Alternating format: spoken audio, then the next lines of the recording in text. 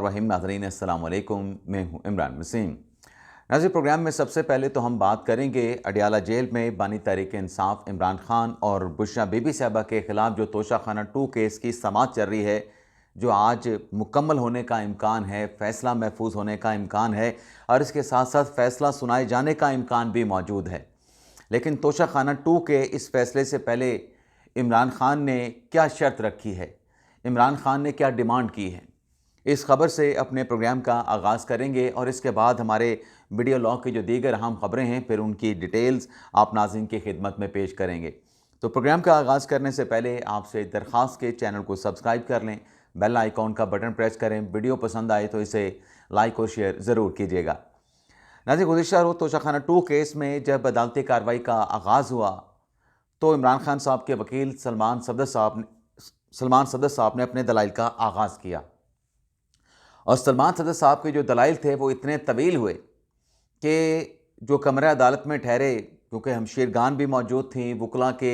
जो बाकी legal team के जो अरकान हैं वो भी वहाँ पे मौजूद थे और अडियाला जेल के बाहर पाकिस्तान तहरीक इंसाफ के रहनुमा भी मौजूद थे। यानी वहाँ पे बैरिस्टर गौर साहब भी थे, वहाँ पे बैरिस्टर अली जफ़र साहब भी थे। और जब अदालती कार्रवाई तवील हुई या तवालत का शिकार हुई तो पाकिस्तान तहरीक इंसाफ की क़यादत को शायद ये लगा कि आज शायद जज साहब जो हैं वो फ़ैसला भी सुना देंगे। लेकिन सलमान सदर साहब के दलाइल का इख्तिताम नहीं हो सका, दलाइल मुकम्मल ना हो सके, तो जज साहब ने जो केस की समाअत है उसे आज दिन दोपहर 2 बजे तक मुलतवी कर दिया है। अब दिन दोपहर 2 बजे तक मुलतवी करने की वजह क्या नज़र आती है? वैसे तो 9, साढ़े 9 या 10 बजे अदालती कार्रवाई का आगाज़ हो जाता है अडियाला जेल में। तो बज़ाहिर ऐसा लगता है कि 2 बजे जब अदालती कार्रवाई का आगाज़ होगा, इमरान खान साहब के वकला, बुशरा बीबी साहबा के वकला अपने दलाइल का इख्तिताम करेंगे, तो जो एक्सपेक्टेड है, ये जो 2 बजे अदालती कार्रवाई शुरू की गई है, तो आलमोस्ट जो फ़ैसला है इस केस का वो शायद जो है वो मुकम्मल है। क्योंकि जो फ़ैसला होता है, फ़ैसले में जो वकला के आर्गूमेंट्स होते हैं वो तो आखिर में जितने भी दलाइल होते हैं वो अदालती फ़ैसले का हिस्सा बन जाते हैं। लेकिन उससे पहले जब ये चालान दाखिल होता है, चालान को फ़ैसले की नकल बना दिया जाता है, फ़ैसले में शामिल कर दिया जाता है और उसके बाद जब चार्जशीट होती है, चार्जशीट के बाद जो वकला के पेश किए गए गवाहान के जो बयानात कलमबंद होते हैं, जो जिरा होती है, उसको भी फ़ैसले का हिस्सा बना दिया जाता है और वो चीज़ें ऑलरेडी रिकॉर्ड पे आ चुकी हैं, शायद वो फ़ैसले का हिस्सा बन चुकी हैं। अब खान साहब का सेक्शन 342 का जो स्टेटमेंट है, बुशरा बीबी साहबा का सेक्शन 342 का जो स्टेटमेंट है, वो भी अदालती फ़ैसले का हिस्सा बन चुका होगा। अब सिर्फ वकला के हतमी दलाइल हैं। प्रोसिक्यूशन दलाइल दे चुकी है। जो सलमान सफदर साहब हैं उन्होंने जो कल दलाइल दिए हैं उन्हें भी फ़ैसले में शामिल कर लिया गया होगा और जो रहते पॉइंट्स हैं उन्हें बाद में शामिल करके एक्सपेक्टेड है कि शायद आज या तो फ़ैसला महफूज या फिर अगर मज़ीद दलाइल तवील होते हैं तो फिर कल तक भी जा सकती है और फ़ैसला सुनाए जाने का इम्कान भी मौजूद है अगर कोई ज़्यादा तवील दलाइल सलमान सफदर साहब के ना हुए। तो एक तो नाज़रीन ये है। दूसरा, आज अडियाला जेल में इमरान खान साहब के जो 1 डाउन बैट्समैन हैं सोहेल अफरीदी साहब, 1 डाउन में क्यों कह रहा हूँ, क्योंकि जो अली मीन गंडापुर साहब हैं उनको हटा दिया गया है। ओपनर बैट्समैन थे, तो पहले ओपनर के आउट होने के बाद अब ये 1 डाउन प्लेयर हैं सोहेल अफरीदी साहब, जिन्होंने वज़ीर आला का हल्फ उठाने के बाद पंजाब हुकूमत को और वफाकी हुकूमत को रिक्वेस्ट की है अपने सेक्रेटरी के ज़रिए कि वो आज इमरान खान के साथ मुलाकात करना चाहते हैं। तो लिहाजा उनकी इमरान खान के साथ मुलाकात के सिलसिले में वफाकी और पंजाब हुकूमत जो है वो वज़ीर आला खैबर पख्तूनख्वा को फैसिलिटेट करे। अब नाज़रीन, एक सूबे के वज़ीर आला हैं, दूसरे सूबे से और वफाक के से रिक्वेस्ट की है, तो देखते हैं आज क्या होता है। हमारे एक साफ़ी की तरफ से ट्वीट किया गया जिसमें कहा गया कि अगर सोहेल अफरीदी के रिक्वेस्ट के ऊपर ये मुलाकात नहीं होती है तो ये 2 सूबों के दरमियान, खैबर पख्तूनख्वा वफाक के दरमियान, खैबर पख्तूनख्वा पंजाब के दरमियान एक तनाज़ा बन जाएगा। मामलत ना करने पे फिर सोहेल अफरीदी साहब जो हैं इस मामले पे सुप्रीम कोर्ट से रिजू कर सकते हैं। नाज़रीन, ऐसा नहीं, आइन ये अख्तियार सूबों को देता है कि अगर सूबों और वफाक के दरमियान कोई तनाज़ा हो तो वो सुप्रीम कोर्ट से रिजू कर सकते हैं। लेकिन ये जो मामला है, एक सूबे के वज़ीर आला एक शख्स से अडियाला जेल में मुलाकात करने के लिए जा रहे हैं और वो शख्स हैं जो कि सज़ा याफ्ता हैं, ये सूबों के दरमियान तनाज़ा नहीं है, ये एक जमात का इशू है। एक पॉलिटिकल इशू है। सूबे में तनाज़ा क्या होता है? सूबे में तनाज़ा होता है जी कि डिमार्केशन जो सूबों की हुई है वो दुरुस्त नहीं हुई, हमारे सूबे की ज़मीन जो है वो दूसरे सूबे में है, या फिर फाइनेंशियल मैटर्स होते हैं कि हमारे इतने पैसे वफाक की तरफ बनते हैं, या फिर वफाक का केस होता है कि उस सूबे से हमने इतने पैसे लेने हैं, वो पैसे नहीं दे रहा। तो ये फाइनेंशियल और अराजी के और कुछ जो सूबों के अंदर ज़मीन होती है वफाक की, यानी मैंने बलूचिस्तान का एक केस कवर किया था सुप्रीम कोर्ट में कि कोयटा में एक वहाँ पे कोई स्पार्को का ऑफिस बनना था, लेकिन बलूचिस्तान हुकूमत ने वो एक नोटिफिकेशन जारी करके उस ज़मीन को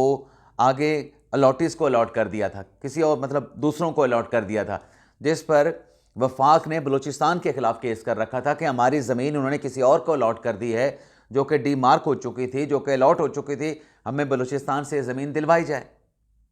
तो इस तरह के मामला जो है वो सुप्रीम कोर्ट में आते हैं। तो सुप्रीम कोर्ट का हम जिक्र कर रहे थे, तो आपको ये बताते चलें कि आज सुप्रीम कोर्ट से एक बड़े फ़ैसले का इम्कान है, और उस फैसले को लेके जो नज़रें हैं वो सुप्रीम कोर्ट ऑफ पाकिस्तान पे टिकी हुई हैं। लेकिन सवाल यहाँ पे नाज़रीन ये पूछा जा रहा है कि जो इमरान खान साहब के ख़िलाफ़ तोशाखाना 2 केस का तो चलें आज समाअत मुकम्मल होती है, फ़ैसला होता है नहीं होता, महफूज होता है क्या होता है, लेकिन जो 190 मिलियन पाउंड का जो केस था जिसमें आज 16 अक्टूबर की तारीख दी गई थी, क्या वजह बनी कि उस केस की समाअत को अचानक से कैंसिल कर दिया गया है? उसमें जस्टिस आज़म खान साहब हैं, उसमें जस्टिस मोहम्मद आसिफ साहब हैं और चीफ जस्टिस सरफराज डोगर साहब हैं। तो उसकी नाज़रीन वजह ये सामने आई है, जो सुप्रीम कोर्ट में आज 2 अहम डेवलपमेंट होने जा रही हैं। एक तो सिंपोजियम बुलाया गया है रिलीजियस हार्मनी के नाम से, और इसी सिंपोजियम में ह्यूमन राइट्स से मुतल्लिक भी बात की जाएगी। अब इसमें चीफ जस्टिस साहब ने खिताब करना है, इसमें वज़ीर कानून ने खिताब करना है, फ़ारूक एच नाइक ने खिताब करना है, साबिक़ चीफ जस्टिस तसद्दुक़ हुसैन जिलानी साहब ने खिताब करना है। लेकिन सिर्फ खिताब करने वाले 4 नहीं हैं, और भी ढेर सारे मेहमानों को हाई कोर्ट से बशमूल इस्लामाबाद हाई कोर्ट से मदऊ किया गया है।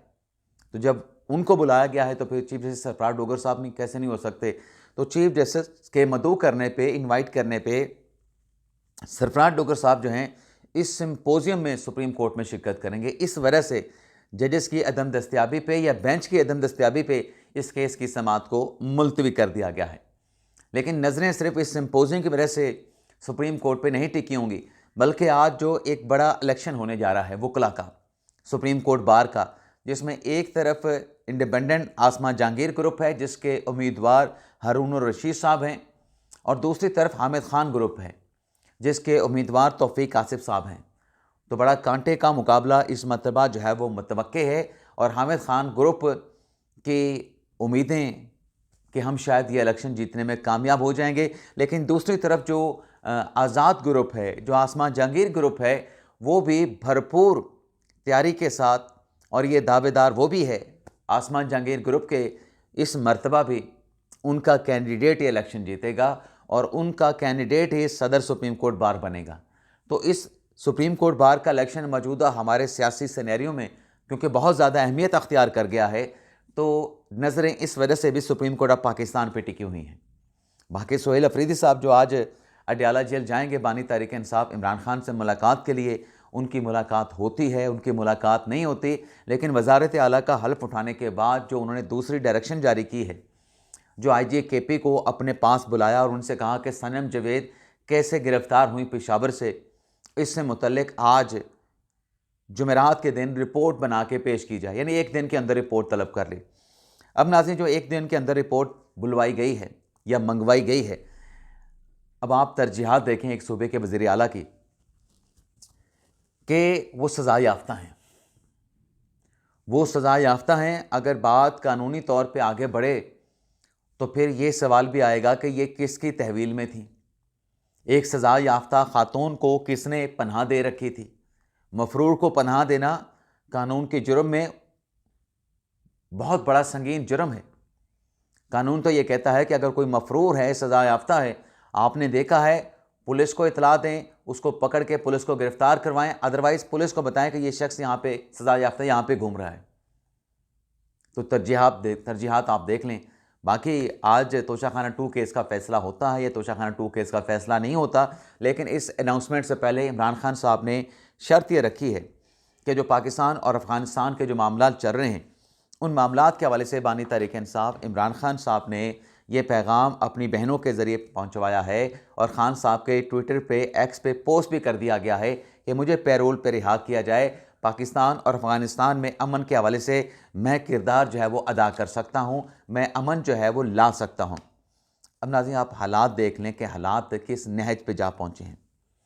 कि ख़ान साहब रिहाई के लिए हुकूमत से क्या तरीका मांग रहे हैं